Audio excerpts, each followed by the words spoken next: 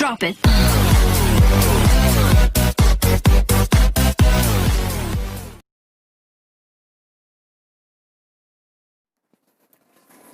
વિદ્યાર્થી મિત્રો, અગાઉના લેક્ચરની અંદર આપણે જોયું કે હ્યુમન જીનોમ પ્રોજેક્ટની જરૂરિયાત શા માટે ઊભી થઈ, કોણે આ હ્યુમન જીનોમ પ્રોજેક્ટ ચલાવવામાં અથવા તો હ્યુમન જીનોમ પ્રોજેક્ટના કન્ડક્ટન્સની અંદર ભાગ ભજવ્યો, શા માટે આ પ્રોજેક્ટને મેગા પ્રોજેક્ટ કહેવામાં આવે છે અને કેવડો વિશાળ આ પ્રોજેક્ટ છે.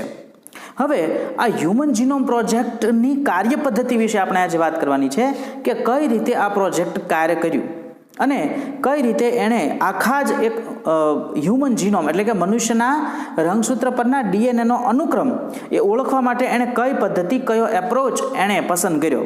તો આપણે જોઈએ આજે કાર્યપ્રણાલી હ્યુમન જીનોમ પ્રોજેક્ટ. તો હ્યુમન જીનોમ પ્રોજેક્ટ જે છે એનું કાર્ય છે એ બે પ્રયાસોમાં અથવા તો બે એપ્રોચથી કામ કરવામાં આવ્યું. એમાં પહેલો એપ્રોચ છે EST મતલબ કે એક્સપ્રેસ્ડ સિક્વન્સ ટેગ્સ. આ એક્સપ્રેસ્ડ સિક્વન્સ ટેગ્સ એટલે શું છે? તો કે સિક્વન્સ એટલે કે ડીએનએનો જે ઉપરનો અનુક્રમ, અને આ અનુક્રમ છે એમાં આપણને ખ્યાલ છે કે સુકોષ કેન્દ્રી સજીવોની અંદર ડીએનએનો અમુક જ ભાગ છે જનીન તરીકે વર્તે છે અને એ અભિવ્યક્ત થાય છે, એક્સપ્રેસ થાય છે. બરોબર, આને આપણે સંપૂર્ણ રીતે લખીએ તો એક્સપ્રેસ્ડ સિક્વન્સ ટેગ્સ. તો અહીંયા શું છે તો કે હ્યુમન જીનોમ જે આખો જીનોમ છે એ આખો જીનોમ પ્રોટીન માટે સંકેતન કરતો નથી. મતલબ કે જીનોમની અંદર બધો જ ડીએનએનો ભાગ જનીન નથી. જનીન સિવાયનો નોન કોડિંગ ભાગ છે એ પુષ્કળ માત્રામાં રહેલો છે. કોડિંગ અને નોન કોડિંગ આ બે ભાગ છે હ્યુમન જીનોમમાં રહેલા છે. કોડિંગ ભાગ છે એમાંથી આપણને ખબર છે કે પ્રોટીન એમઆરએનએનું નિર્માણ થાય છે અને એમાંથી પ્રોટીન સંશ્લેષણ થાય છે.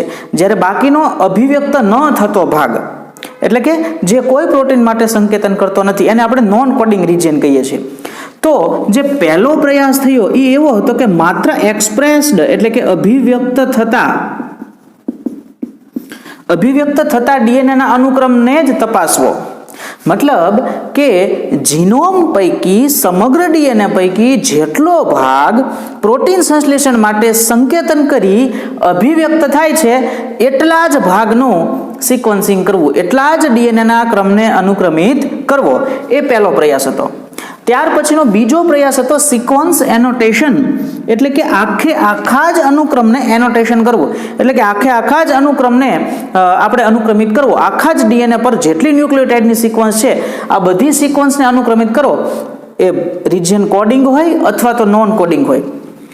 તો આજે પહેલો ભાગ જે EST છે એક્સપ્રેસ સિક્વન્સ ટેગ, એમાં માત્ર એવા ભાગને અનુક્રમિત કરવાનો પ્રયાસ થયો કે જે માત્ર કોડિંગ રિજિયન હતો. કોડિંગ રિજિયન એટલે કે સંકેતન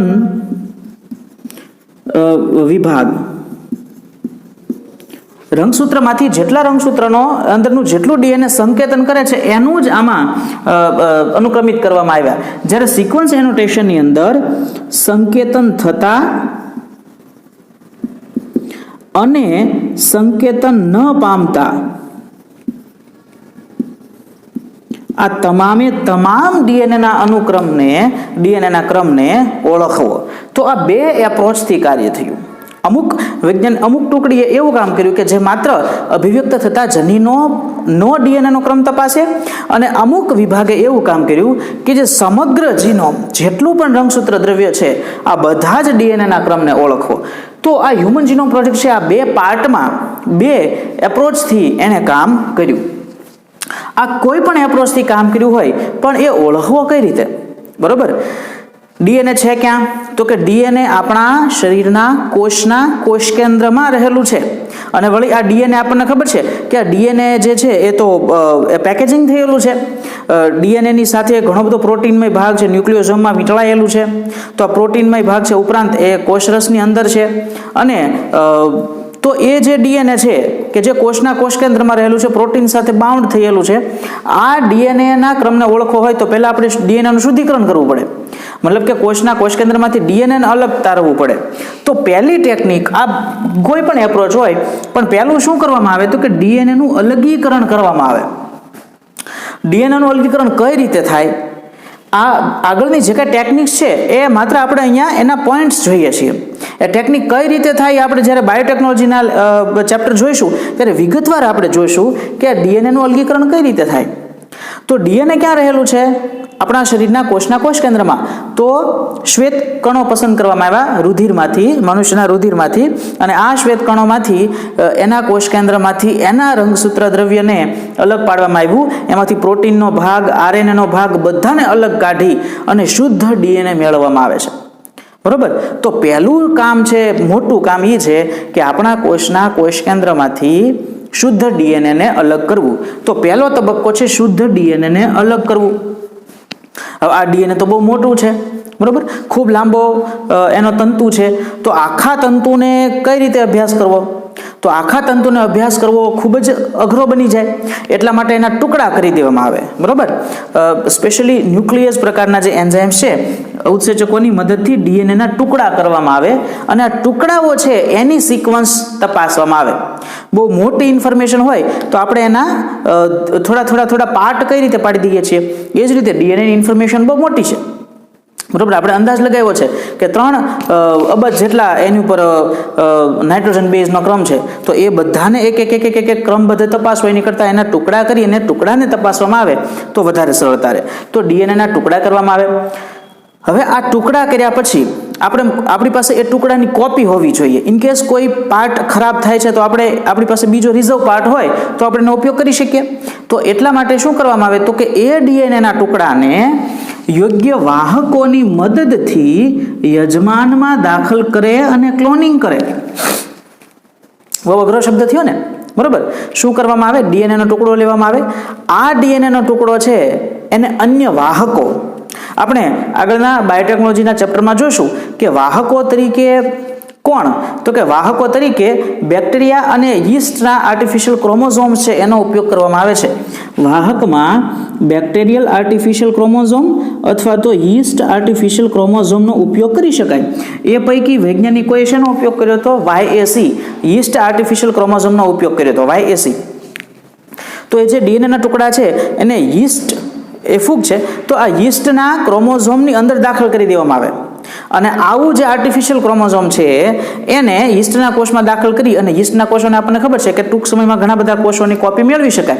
તો જેમ જેમ યીસ્ટનો કોષ વિભાજન પામશે તેમ એની અંદર રહેલો એ ટુકડો રંગસૂત્રનો એ પણ દરેક કોષમાં જશે ત્યારે સમવિભાજન પામશે ત્યારે ડીએનએનું સંશ્લેષણ થશે. તો આપણે જે ડીએનએનો ખંડ કે જેને આપણે યીસ્ટ આર્ટિફિશિયલ ક્રોમોઝોમમાં દાખલ કરેલો છે, આ યીસ્ટ આર્ટિફિશિયલ ક્રોમોઝોમને રંગસૂત્રને યીસ્ટમાં દાખલ કરી દીધું. જેટલી વાર યીસ્ટનો કોષ વિભાજન પામશે એટલી વાર એનું રંગસૂત્ર વિભાજન પામશે સમવિભાજનથી. બરોબર. અને એટલા આપણને આપણે જે ડીએનએનો ખંડ દાખલ કર્યો છે એની પણ કોપી આપણને એમાંથી મળશે. તો યીસ્ટ છે યજમાન થયું. બરોબર. તો યજમાનની અંદર સીધો ડીએનએ દાખલ ન કરી શકે. આપણે પહેલા વાહકની જરૂર પડે.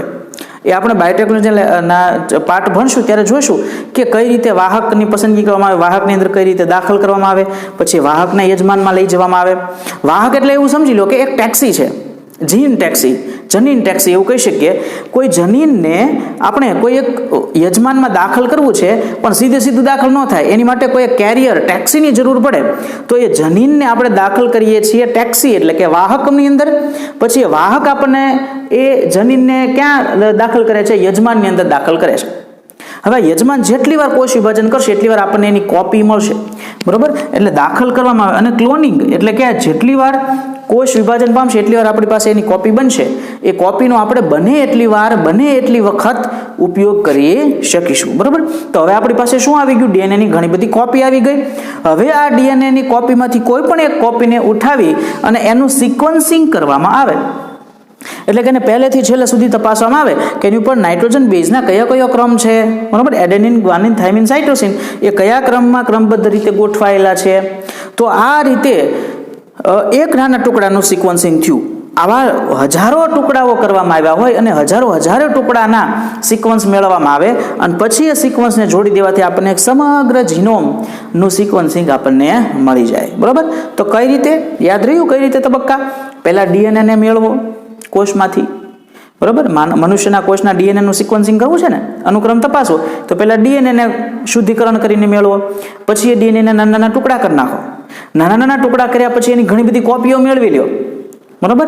અને હવે આ કોપીમાંથી કોઈ પણ એક કોપી ઉઠાવી એનું સિક્વન્સ કરો. હવે આ સિક્વન્સ કરવા માટે, એટલે કે એની સિક્વન્સ, એનો અનુક્રમ તપાસવાનો હોય તો એની માટે પણ ચોક્કસ મેથડ છે.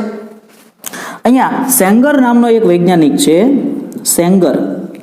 આ સેંગર નામના વૈજ્ઞાનિકે ડીએનએના અનુક્રમને તપાસવા માટેની ટેકનિક વિકસાવી. એણે પ્રોટીનની અંદર એમિનો એસિડનો કયો ક્રમ છે એની તપાસવા માટેની સિક્વન્સિંગ કરવા માટેની મેથડ પણ આપી છે, અને ડીએનએ ઉપરની સિક્વન્સ તપાસવા માટેની મેથડ પણ આ સેંગરે જ આપેલી છે.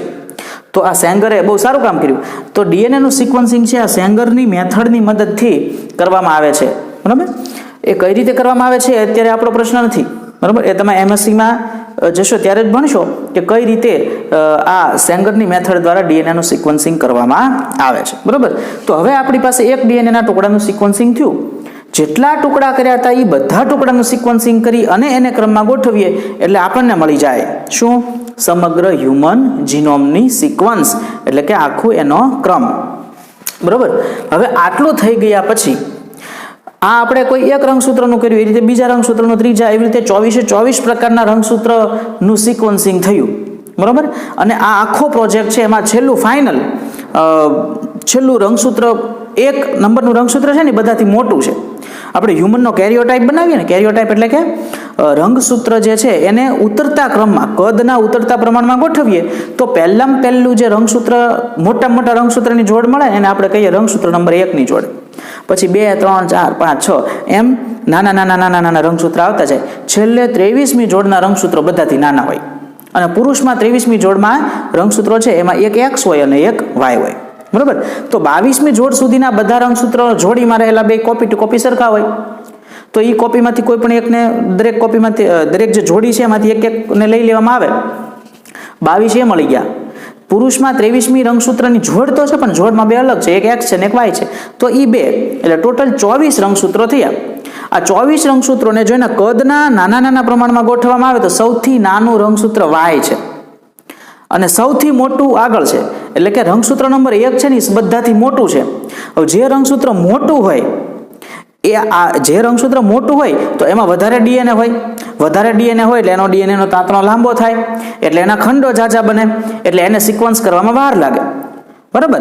તો રંગસૂત્ર નંબર 1 કે જે સૌથી મોટું છે એને સિક્વન્સ કરવામાં સૌથી વધુ વાર લાગી. અને એની સિક્વન્સિંગ ક્યારે થઈ રહ્યું, એટલે કે એનો અનુક્રમ ક્યારે તપાસાઈ રહ્યો?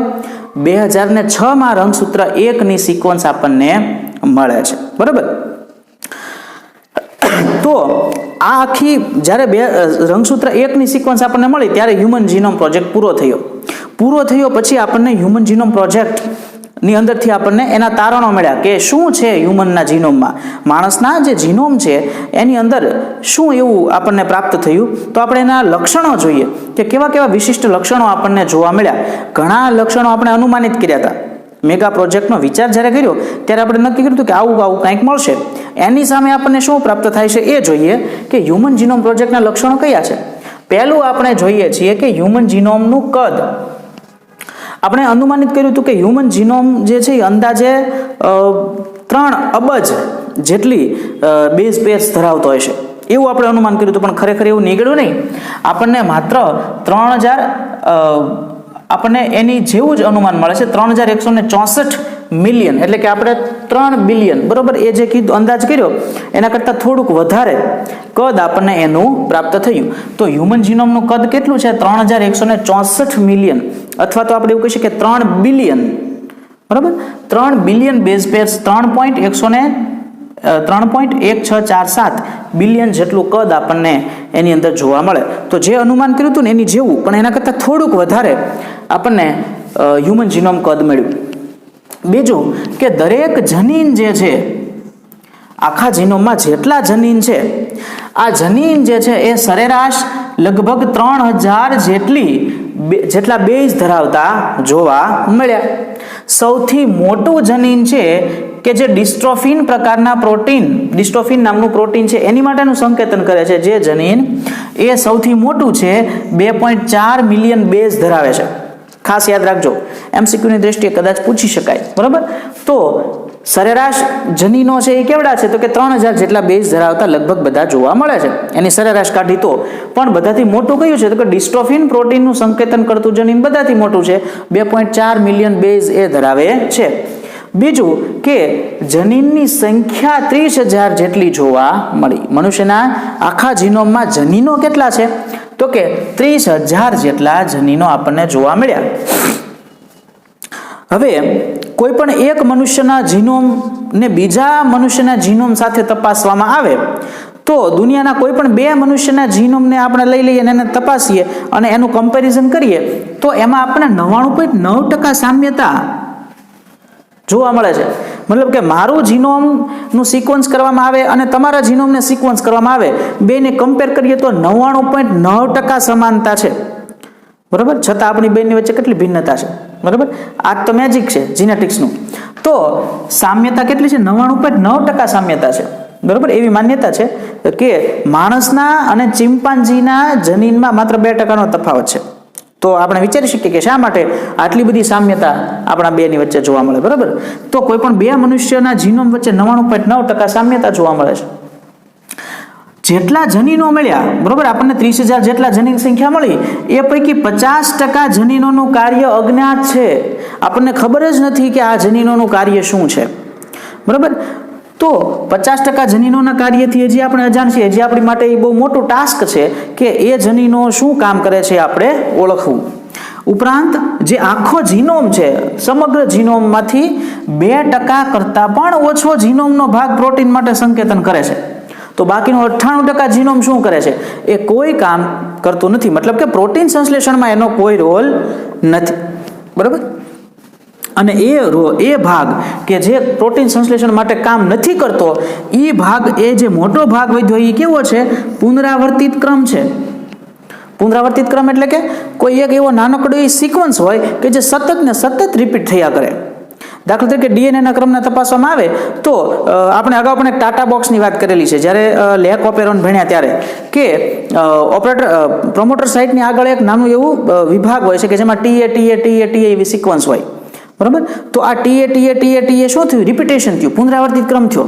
તો મનુષ્યના જીનોમનો મોટો ભાગ કે જે કોઈ પ્રોટીન માટે સંકેતન નથી કરતો, 98% ભાગ છે.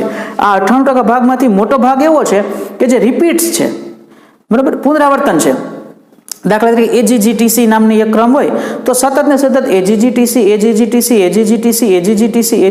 એવું આવ્યા જ કરે બહુ લાંબા સમય સુધી. તો એ 100 વાર અથવા તો 1000 વાર પણ એનું પુનરાવર્તન થયેલું હોય, એનો પ્રોટીન સંશ્લેષણમાં કોઈ ફાળો નથી. તો મોટો ભાગ એવો છે કે જે પુનરાવર્તિત ક્રમ છે. આપણે હમણાં જોયું કે રંગસૂત્ર એક સૌથી મોટું છે અને એની અંદર કેટલા જનીન મોટું છે એટલે એમાં જનીનની સંખ્યા વધારે છે. 2965 જેટલા જનીનો રંગસૂત્ર એકમાં આવેલા છે. અને આપણે વાત કરીએ કે કેરિયોટાઇપ બનાવ્યો તો સૌથી નાનું કોણ હતું? વાય રંગસૂત્ર. તો વાય રંગસૂત્ર નાનું છે તો એની અંદર જનીનની સંખ્યા પણ ઓછી છે. માત્ર 231 જનીન છે એ વાય રંગસૂત્ર પર આવેલા છે. ક્લિયર? રંગસૂત્ર એક સૌથી મોટું, એમાં 2965 જનીનો છે. રંગસૂત્ર વાય સૌથી નાનું, 231 જનીન ધરાવે છે, બરાબર. ઉપરાંત 1.4 મિલિયન જગ્યાઓ એવી જોવા મળે કે જે એસએનપી, સિંગલ ન્યુક્લિયોટાઇડ પોલિમોર્ફિઝમ, એને જેને કહેવામાં આવે. એસએનપી એટલે કે સિંગલ ન્યુક્લિયોટાઇડ પોલિમોર્ફિઝમ એટલે કે બે જનીનને તપાસવામાં આવે, બરોબર. તો આ બે જનીનમાં દાખલા તરીકે કોઈ પણ બે જનીનમાં કંઈ ફેરફાર છે તો આ ફેરફાર કેવો હોય? તો કે માત્ર એક જ ન્યુક્લિયોટાઇડ પૂરતો ફેરફાર હોય એવા જનીનો ઘણા બધા જોવા મળ્યા. અને એવી જીનોમમાં એવી કેટલી જગ્યા છે? બે વ્યક્તિને આપણે જોઈએ ને કે બે વ્યક્તિનું જીનોમ તપાસ્યું તો આ બે વ્યક્તિના જીનોમમાં પુષ્કળ સામ્યતા છે, 99.9% સામ્યતા છે. જે 0.1% જે 99.9% સામ્યતા, તો 0.1% જે ડિફરન્સ છે, ભિન્નતા છે, આ 0.1% જે ભિન્નતામાં મોટા ભાગની ભિન્નતા કેવી છે કે જે આખા જનીન, બધું જનીન સરખું જ હોય ક્રમ, માત્ર એક જ ન્યુક્લિયોટાઇડના ક્રમમાં ફેર હોય. બરોબર. જીનોમ નંબર 1માં કોઈ એક્સ નામના જનીનના 65મી નંબરની પોઝિશનમાં એડેનિન હોય, તો જીનોમ નંબરમાં 2માં એક્સ નંબરના જનીનની અંદર 65 નંબરની પોઝિશનમાં ટી હોય. તો આવી સિંગલ ન્યુક્લિયોટાઇડ પોલિમોર્ફિઝમ જેને કહેવામાં આવે કે એક જ ક્રમમાં એક જ ન્યુક્લિયોટાઇડના ક્રમમાં તફાવત, બાકી બધું સરખું. તો જે ડિફરન્સ છે એમાંય તે મોટાભાગની 1.4 મિલિયન જગ્યાઓ એવી છે કે જ્યાં માત્ર એક જ ન્યુક્લિયોટાઇડના ક્રમમાં તફાવત જોવા મળતો હોય. બરોબર. તો આવા લક્ષણો આપણને જોવા મળ્યા. ખબર પડી કે મનુષ્યના જીનોમ, આખી દુનિયામાં કોઈ પણ 2 વ્યક્તિને લઈ લ્યો તો મોટા ભાગનો ભાગ સરખો જ આવે છે. ઉપરાંત આપણને એની અંદર કોડિંગ નોન કોડિંગ રિજિયનની ખબર પડી કે મોટો ભાગ એવો છે કે જે કોઈ પ્રોટીન માટે સંકેતન કરતો જ નથી. તો એનું શું કામ છે, એનુંય કામ છે, એનોય રોલ છે, એ ખરેખર ઇવોલ્યુશનરી રોલ એનો છે. એ આપણી ઉદ્વિકાસીય પરંપરા સૂચવે છે. એવું માનવામાં આવે છે કે એ જે ભાગ જે કંઈક સંકેતન નથી કરતો ને, એ ભૂતકાળમાં સંકેતન કરતો હતો જ્યારે આપણે મનુષ્ય નહોતા પણ કોઈ અલગ જ જાતિ હતી. કઈ જાતિ આપણને ખબર નથી. ત્યારે એ જનીન કોઈ લક્ષણો ઉત્પન્ન કરતું હતું. કાળક્રમે એ જનીનો જ્યારે લક્ષણ ઉત્પન્ન કરતા એટલે કે કામ કરતા બંધ થઈ ગયા, પ્રોટીન સંકેતન કરતા બંધ થઈ ગયા, એટલે એમાંથી ઉત્પન્ન થવાવાળી જાતિઓ એ જાતિમાંથી અલગ પડીને એ જ રીતે મનુષ્ય બન્યા છે. તો એમનો ઉદ્વિકાસીય મહત્વ છે. એ જે ભાગ છે ને કે જે કોઈ પ્રોટીન માટે સંકેતન કરતું નથી, હાલ એ બધા નોન ફંક્શનલ છે, કાંઈ કામ કરતા નથી, પણ ભૂતકાળમાં કદાચ એ કામ કરતા હોય. બરાબર. અને એવી બહુ શક્યતા છે કરતા જ હશે. બરાબર. તો એ ઉદ્વિકાસીય રોલ એનો મોટા ભાગનો છે. હવે આગળ શું? હ્યુમન જીનોમ પ્રોજેક્ટ થઈ ગયો. હવે આગળ શું? તો ભવિષ્ય માટેના પડકારો. હવે આગળ શું કરવાનું છે, એનું પ્રયોજન અને પડકારો. તો આ હ્યુમન જીનોમ પ્રોજેક્ટ એક આપણને મળ્યો એટલે હવે આપણને જૈવિક તંત્રોને સમજવામાં ખૂબ જ મદદરૂપ થયું. આપણને ખબર પડી કે આપણા જે જનીનો છે એ કોઈ એકલા કામ નથી કરતા. એ તો આખા ઝાડાઓની જેમ એકબીજાની કાર્યપ્રણાલી એકબીજા સાથે ગોઠવાયેલી છે. બરાબર. જેમ એક સર્કિટ હોય, એ સર્કિટમાં ઘણા બધા વાયર્સ એકબીજાની સાથે જોડાયેલા હોય, કોઈ એક જગ્યાએ બ્રેક થાય, કોઈ વાયર તૂટે તો એ સર્કિટમાં ઘણી બધી જગ્યાએ પાવર ઓફ થઈ જાય.